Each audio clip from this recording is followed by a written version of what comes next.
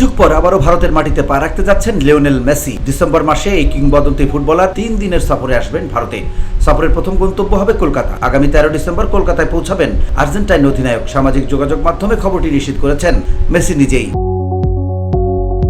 ভারতীয় গণমাধ্যমের খবরে জানা গেছে, মেসির সঙ্গে তার প্রিয় দুই সতীর্থ ও ঘনিষ্ঠ বন্ধু লুইস সুয়ারেজ এবং রদ্রিগো ডি পল থাকছেন। আয়োজকরা এখন ব্রাজিলিয়ান সুপারস্টার নেইমার জুনিয়রকেও সফরে যুক্ত করার চেষ্টা চালিয়ে যাচ্ছেন। যদি তা সফল হয় তবে ফুটবল প্রেমীরা আবারও দেখতে পাবেন কিংবদন্তি এমএসএন ত্রয়ের পুনর্মিলন। ইতিমধ্যেই লুইস সুয়ারেজ মেসির সফরে যোগ দেওয়ার বিষয়টি নিশ্চিত করেছেন।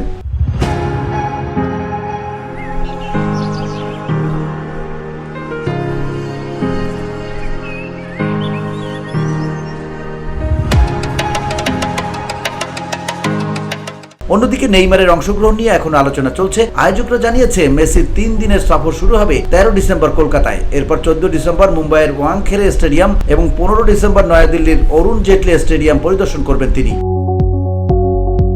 VOD Bangla news desk.